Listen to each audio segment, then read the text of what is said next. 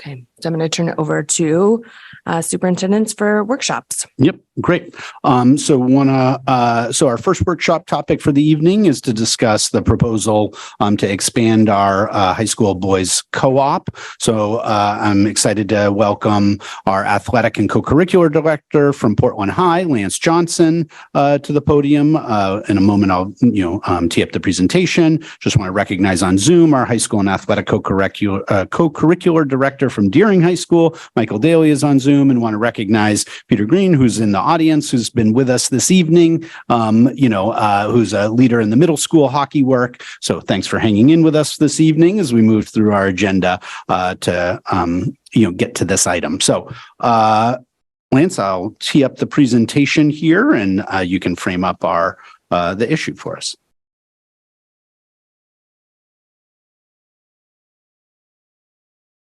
So the first slide talks about why co-op with another district.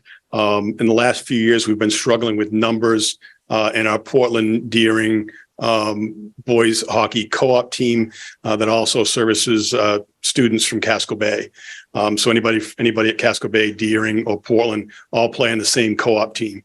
We've still been struggling with numbers. We've been struggling with numbers in the middle school, and to the point where last winter, we weren't able to field a varsity team because we didn't have an experienced goaltender, and we had some inexperienced players that weren't ready to play at the varsity level. So we feel like a co-op with another program, another district, local district, would help us keep that program alive, provide opportunities for our student athletes. I think coming off of COVID, the social emotional learning that our students get from co-curriculars is very important, and we want to keep this program alive so we can support those kids. So the co-op team would allow younger, less experienced student athletes to progress at the correct level. So if we co-opt with another district, we'd be able to have a varsity team and a JV team. So those younger athletes, hockey is a contact sport. In the boys, there's a lot of checking. And so the younger, less experienced players can progress at a JV level that's slower paced, not as physical. So we wouldn't put them in danger playing varsity games before they were ready to play in those varsity games. So I think that's very important for our student athletes. For me, co-ops, the thing that scares me most about them is taking meaningful opportunities away from any of our student athletes in Portland. And this, I don't think, does that. It gives them an opportunity to play. Everyone will have the same opportunity to play, just maybe at the correct level. So our numbers currently, we have 13 returning players from our roster last year, and we have 5 incoming ninth graders. Those incoming ninth graders, 2 of them are players we would call experienced players that have been playing for a lot of years. 3 of them have just picked up hockey in the last couple of years. So we're looking at maybe 16 to 18 players in our program next year, with probably only 6 to 8 of them being what we would consider varsity level players. And we still don't have a goaltender. So it's hard to play varsity hockey without a goaltender.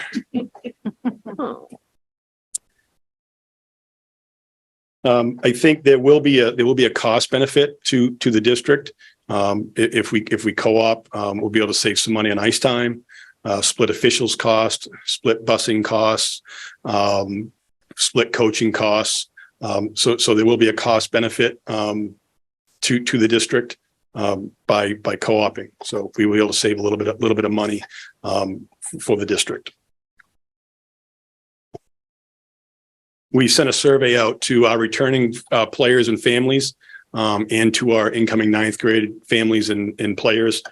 25 people responded to that survey. 24 were in favor of co-oping, of adding another district to our team to help us, prepare our student athletes the right way, and in the safest way possible. So there's a lot of support in the community, in the hockey community in Portland, for co-oping with another program. We've had discussions with two local districts, and we feel pretty confidently in the next month or so we could wrap up a plan with a local, greater Portland area school, and make this happen. And just to add, so, what we're proposing is that, kind of board approval to move forward with, pursuing this co-op, based on kind of the negotiations of, a local district. The ultimate for folks, who this might be their first co-op process, and how that approval happens. And so Lance or Michael weigh in where I go off track here. But the ultimate decision making is actually by the Maine Principals Association, is the ultimate governing body around co-op programs. But as part of the approval, we need to indicate support from the local level. So the board action in support, is a meaningful part of pursuing that, at the MPA. But just to clarify, the ultimate decision-making authority around co-op programs rests with MPA for any co-curricular sport in the state. And, you can speak to, we anticipate full support, at the state level in terms of pursuing this, if we're able to identify a partner and move it forward to the MPA. Yes, the MPA is very supportive of district decisions. So if there are two districts that feel strongly that this co-op would help the student athletes in their district, then the MPA is usually very supportive of district decisions.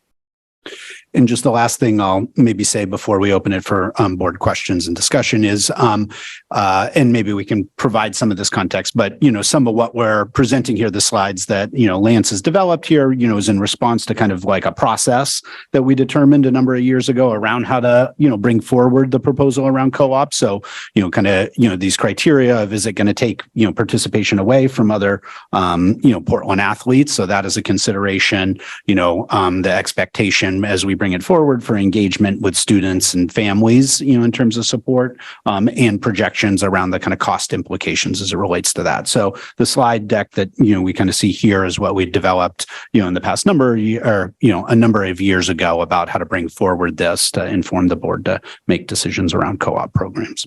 For example, the school that we're talking with right now has 13 returning players.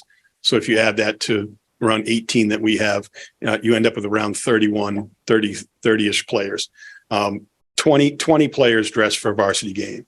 So, so if you look at that, then we'd have a good number of players where we could have 12 or 14 players that would play JVs, and they would develop at the appropriate level, the appropriate speed of the game, and be able to have their own practice time where they're getting better and they're developing. It's not going to take any opportunities away from anybody from playing hockey. It's going to let them develop at the appropriate level. And it's not a school where they're sitting there with like 30 kids and our students aren't going to be able to play. So they've told me 13 returning players, and we're sitting around 18. Any questions from the board? Yeah. Thank you. I just need to understand something on the co-op. So when we do practices now, when we have that co-op, so are we scheduling the practice between those two districts? I mean, is alternate or either way it goes? Yeah, we're lucky in Portland because the city of Portland owns Trobe Ice Arena. Okay. So the Portland co-op team, Portland Deering co-op team, has really good practice ice times, which is attractive to another district because they would share the same. We'd practice together. Oh, okay. They would also keep some of their ice time. They have some ice time that's at the Cumberland County Civic Center. They would keep that ice time as well, so that we'd be able to develop our JV program much better. Okay, so it's going to be a calendar, an agenda built with both district, right, to go over the practices and the use of the facility as well? Yeah. So we would work together with the athletic department at the other district on scheduling and working out, the details of the program. Okay, all right. Thank you. Thank you. Any other questions from the board? Yeah, Board Member Biden. Thanks, Chair. This sounds like there are so many upsides. I'm curious about whether there are any downsides either now or in the future. I think the only hockey is not a growing sport in the state of Maine. at the high school level. So a downside could be if all of a sudden this when you're making co-op, you're only making a 2-year commitment to each other.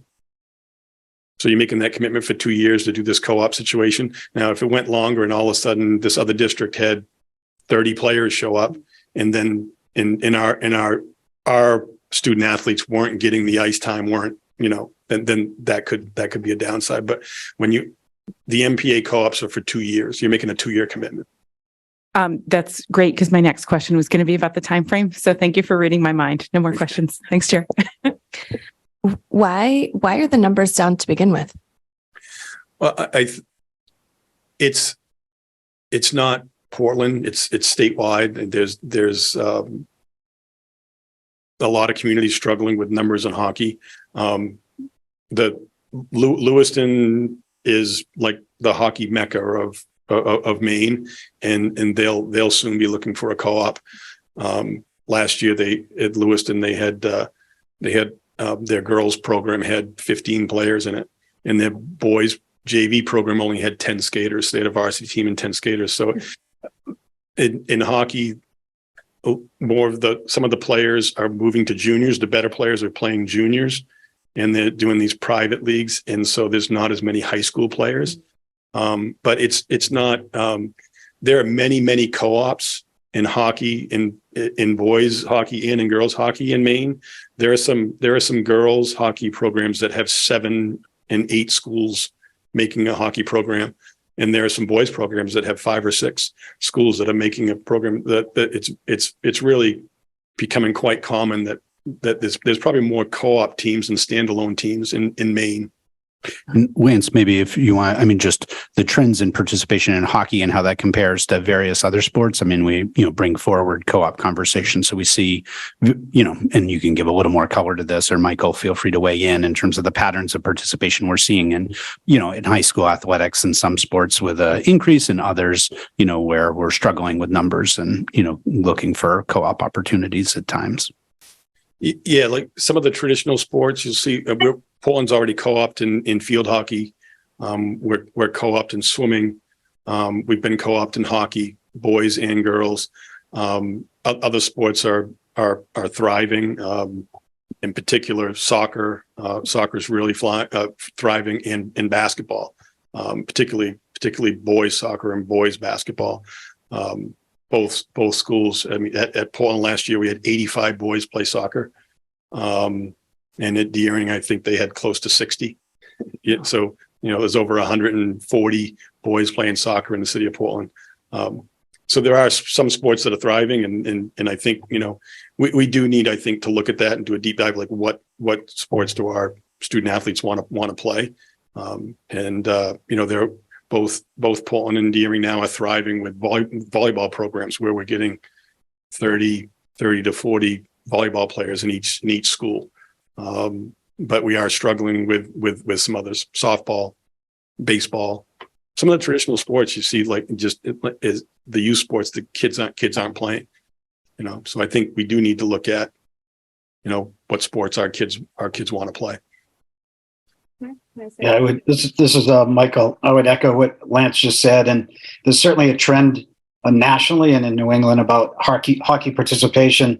Even in Massachusetts, traditional hotbed of hockey, certain high schools are co-oping in ice hockey, which has never been done.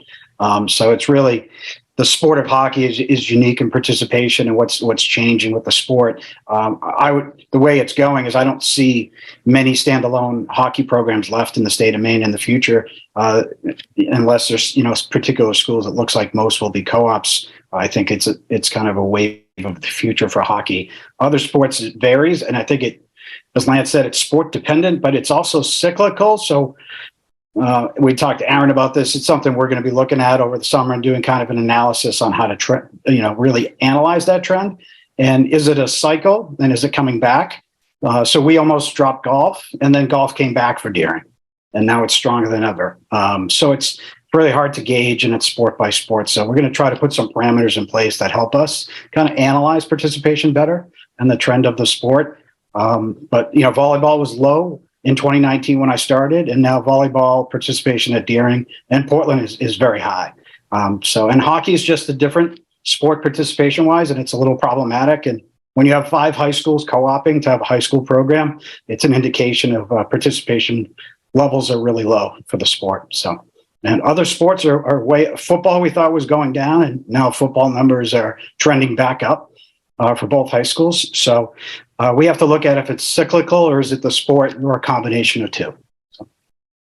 And I will say this, coming out the pandemic, the 8th graders in our middle schools had almost no athletics for 2 years. So in the 6th and 7th grade, the middle schools, I think for various reasons, middle school athletics, transportation was very difficult. Getting other schools to play was very difficult. And our 6th and 7th graders really didn't play many sports. So now we're looking at our 8th grade numbers, and 8th grade numbers are low because those student athletes, they start in the 6th and 7th grade, they try things and then get, start to focus on certain sports when they're in 8th grade. But the pandemic really hurt the development of our middle school athletics. Can I just say one thing? I mean, full disclosure, hockey mom. Yeah. I think mine might be one of the 2 incoming 9th graders that can play. But I also just think to your question about what's like a lot of families will go to private schools and these other programs. So I have this other perspective just to share, which is I think, as a public, I obviously, I'm deeply committed to public schools. And so to be able to provide those opportunities through win-win situations like this, where we're all able to save a program, save money, and create that kind of range of opportunities feels great versus dropping it. And then the families who can go play private. And so I just wanted to bring that layer into it because that's part of, I think, what happens with hockey. That's super helpful. Yeah. Board Member Opperman. I would not advocate for cutting any programs out because some students need various things, but it would be really useful to have a breakdown of the costs of all the different sports. So we have, and the numbers and, just like we do in classes and AP or whatever, just to get a sense of when, and over a couple of years, see what the cycle is, see where the expenses are, because, where we can cut costs without cutting programs. Yep. And I think just to tee it up as we, look to Monday's finance committee meeting, as we revisit, thinking about the kind of structural moves that we may need to consider in the coming year to the budget challenges, that are forecast. I think that's one of the layers of analysis that I anticipate we'll do. So.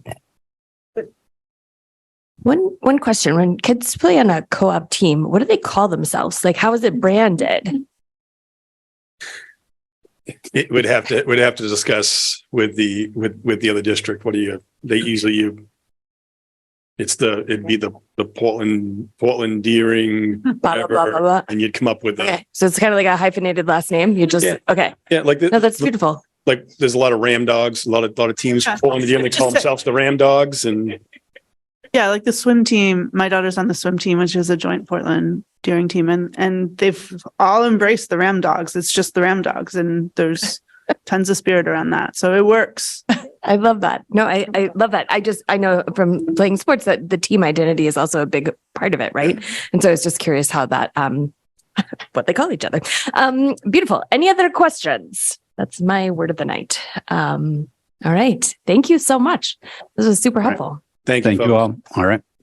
Great. So we'll bring that back for second read and vote at the next meeting, which, ideally would support will position us to put forward, as lands negotiations with, surrounding districts to put it forward to the MPA so that we can, have clear messaging, for families, incoming families and our returning families about the opportunity to participate in the coming year. All right. So thank you all for being here. Thank you, Peter, for sticking with us this evening.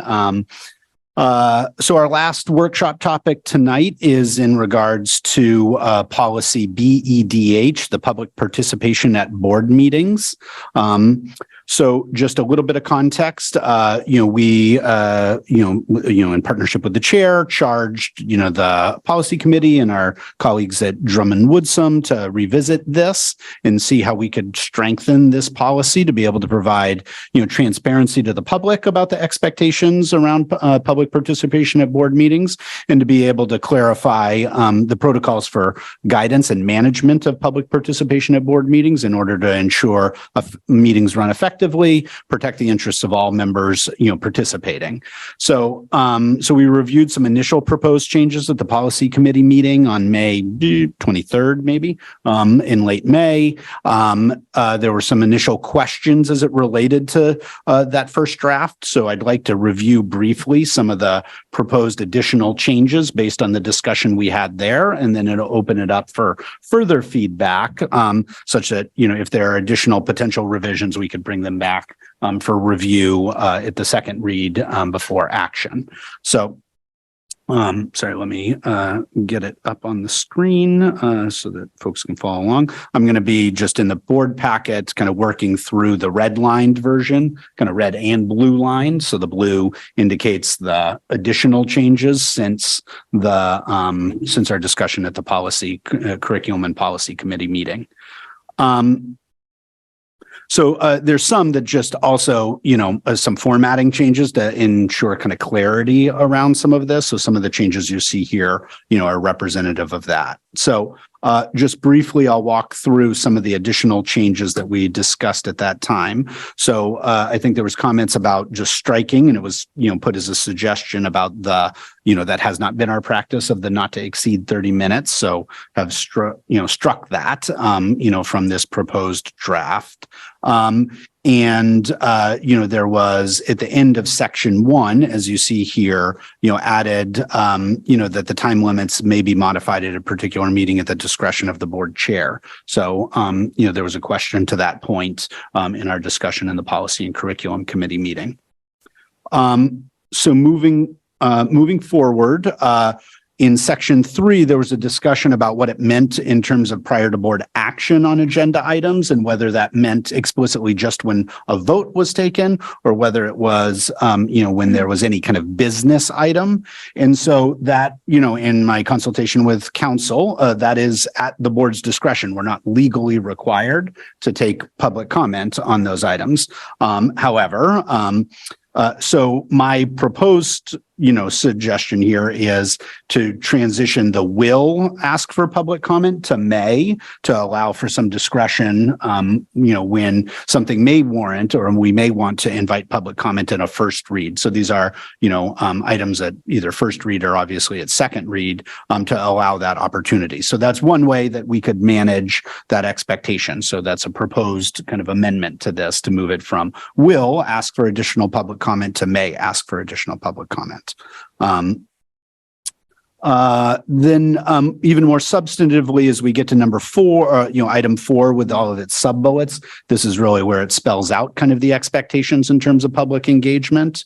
So I'll take us to item 4B, which we had significant discussion around. So one, there was feedback. I've struck, the frame of yelling. We had discussion, amongst the committee about that's a really subjective kind of stance.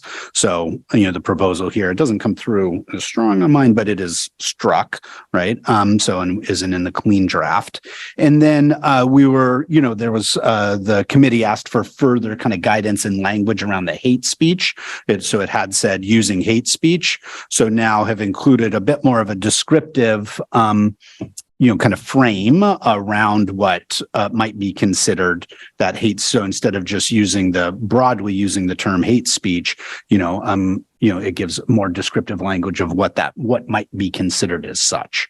So, so that was the proposed kind of, iteration around that language.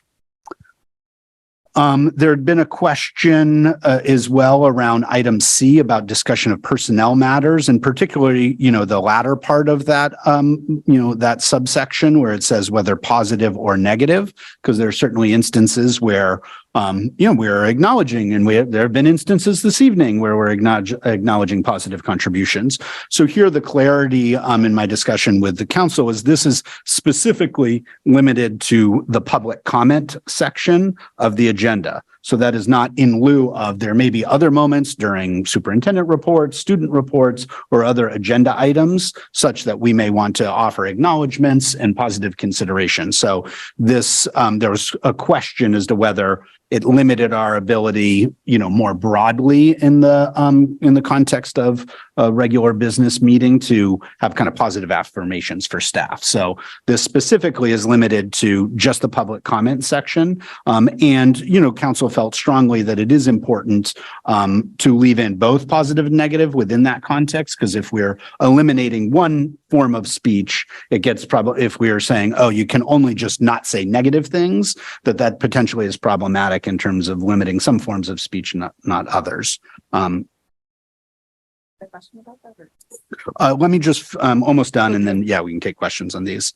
That may be the most substantive list. Eliminated just because it wasn't necessary, not required. Struck through. The language of may request the assistance of law enforcement certainly doesn't preclude that if some situation were to develop as such, right, where that was needed. So it doesn't preclude that, but didn't feel like that was necessary from our conversation. So proposed striking that from this policy. So I think that covers all of the kind of proposed changes based on our conversation. So, okay. So, thank you. So my question does have to do with that subparagraph C about not permitting during public comment a discussion of personal matters, even if it's positive. So does that mean that somebody could not get up to the podium during public comment and say, my kid's teacher's fantastic? It also does, I'm curious about what that would mean during budget season. Can somebody get up and say, the community coordinators are wonderful? That's a budget topic, but it feels blurry in terms of when it is a personnel matter and when it is just acknowledgement. And so I just want to flag that for, I don't know how I would, and it also just feels really counterintuitive to say you can't get up to the podium and thank people. So just wanted to say that. Yeah, I mean, I think, again, and know that, we have some, attorneys on the dais here, but, that was the guidance from Melissa, right? Was limiting one form of speech, is problematic to only limit one form of speech in this particular context. So I think for me, the implication was, that, if there was something like that, it is going to require management, of, is there something agendized, right? If somebody wanted to come up, or, something that could be included in a report subsequently, right? And to find other spaces in the agenda to make space for that, and I think, so in terms of those kind of individual comments somebody might come forward with, I think, in the context of, the budget stuff, I think, again, this is specific to the kind of standing public comment section. So different than a public hearing we might hold or other comment on an agenda item in which people might weigh in. And, that was permissible, right? Was the clarity, in my conversation with council, that this is limited to that specific front end public comment section. Board Member Figdor and then Russell Butter. Okay, I have a whole bunch of questions. Okay. Yeah, let's, Okay. I have one on that too, and Okay. then we'll do. Is that okay? Thank you. Mine just can kind of follow up. Superintendent Townsend, I'm just curious, I'm reading C again. It doesn't say anything about naming the person, but do you think that's implied that it's like specifically stating an individual? Because that feels different to me than saying my teacher's, my kid's teacher is great. And I don't know, did you get that clarity from attorneys? I didn't ask that question specifically, so I can see if it, is specifically if they're naming the individual. Joe Schmo, is a great teacher, or Joe Schmo is not a great teacher. Right? I think that would help with at least I some can of clarify. what you shared to me. That sounds like, oh, is someone okay to say something more generally as a positive? But then I guess, yeah. So, Yep. okay, thank you. Just like on a category of employees, sometimes we hear about in budget season, and that would be allowed. But like adding language that is about the individual name or person, that is the unallowable piece of that. Yep. Is that your full question? Yeah. Okay. Yeah, Board Member Victor, take it away. Thank you. First, I believe that the public should have the opportunity to weigh in on all policy and budget issues before we vote. And I'm not comfortable taking that away and having it at the discretion of the board chair or the board overall. Like the public should have the confidence that on any substantive issue, so any substantive policy or budget issue, that they will have an opportunity to comment. So I would like to preserve the old language. I'm happy to see the old language worked on or what have you, further clarified. But I do think that I do think that should be a right of the public. And I, as a board member, I want to hear from the public as much as possible when we're making substantive and policy and budget decisions. So that's one thing. Another is the 3-minute limit. In the past, when we've had interpreters and I was chair, I specified that for members of the public that used an interpreter, that was a 6-minute limit. That interpreter is saying verbatim everything that the commenter is saying, and so they should be afforded the full 6 minutes. And I would like the policy to specify that, so it becomes a practice, and hopefully we will have more of our multilingual parents being able to participate, and we wouldn't cut that off and only hear half, only give them half the time. Also, I'd like to clarify that I think some of the confusion here is that in the policy, as I read it, it's an old policy and we're trying to make it work for today, right? And it might be helpful to clarify up front that there's a general, that we're providing a general public comment period at every meeting, as well as hearings on individual policy and budget agenda items. I don't know what the right terminology is, but there's essentially, 2 buckets of opportunities for public comment. One is a general one, and one is, and the other is specific to our agenda. And I want to make sure that right now, as I read this, it limits someone to participating once, but our practice has been that someone could come up and talk about, address us during the general public comment period, and then stay to the throughout the meeting, and also comment on specific agenda items. And I want to make sure that this policy supports that. I worry that where do you see, just to flag that? It says up front in that under one, says individual.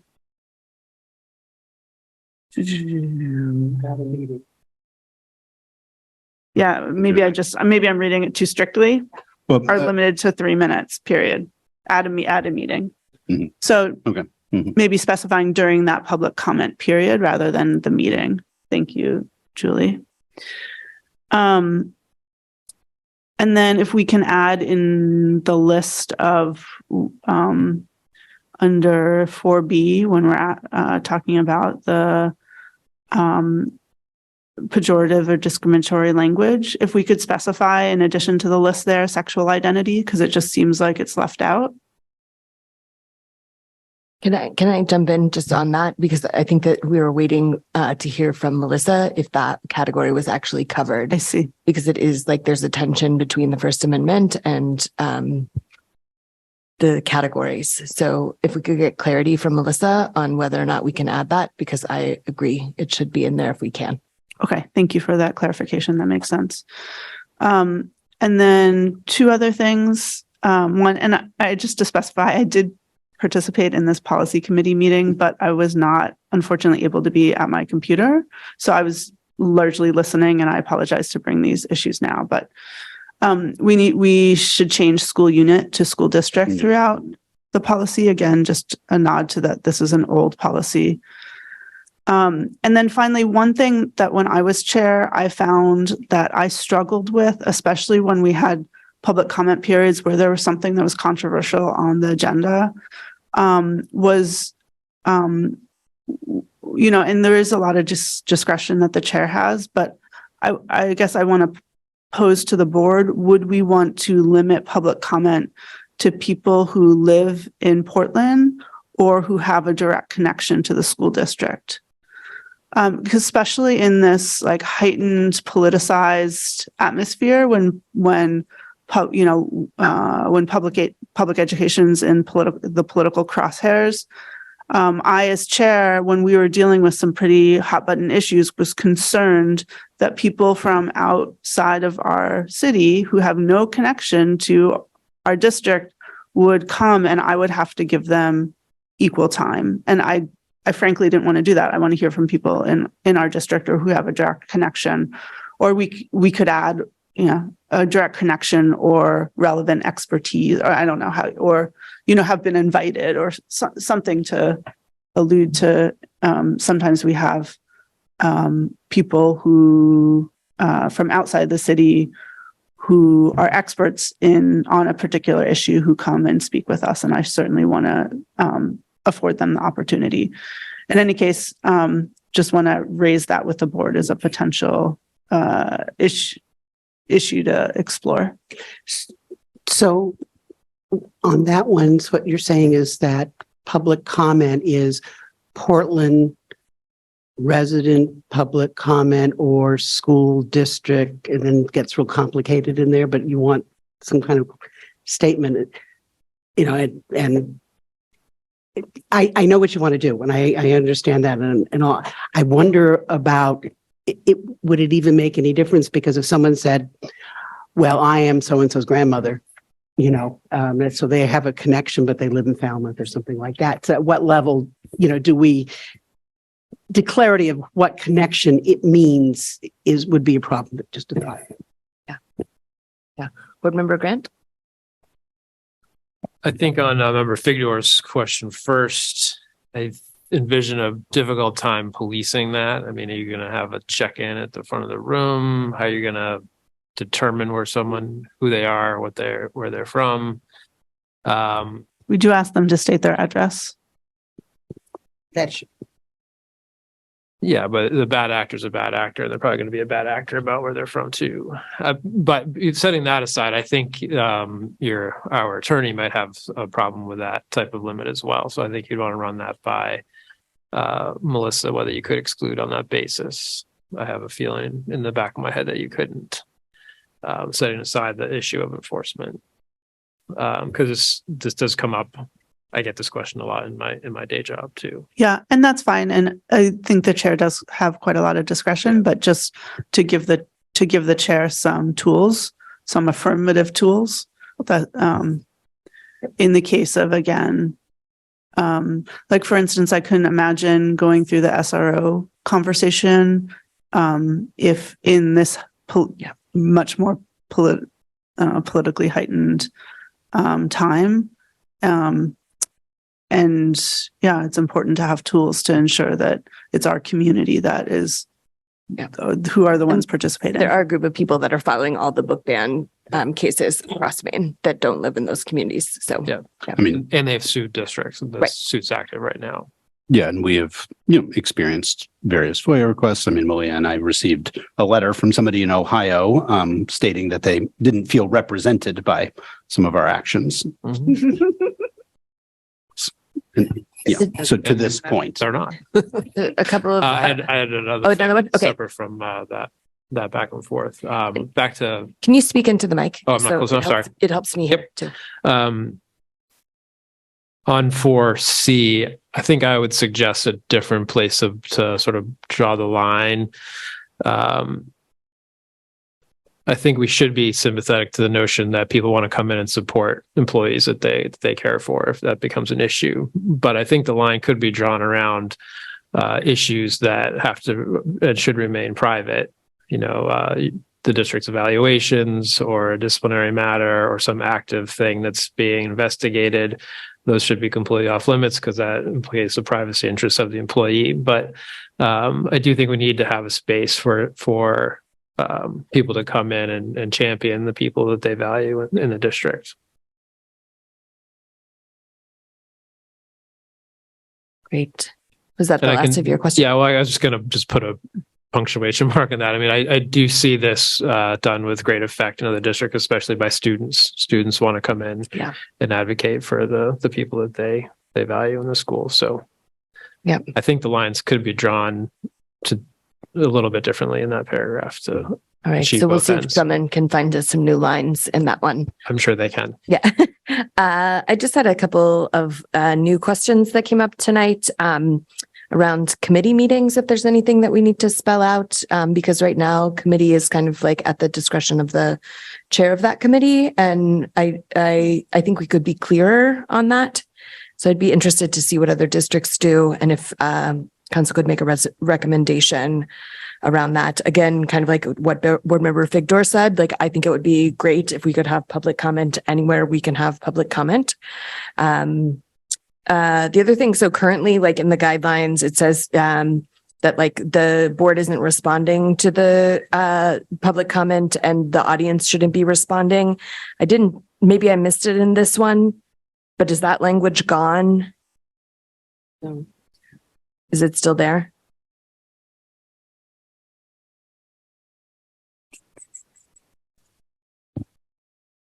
Oh, goodness. Are you all right? Okay. That's the most important thing. Sorry.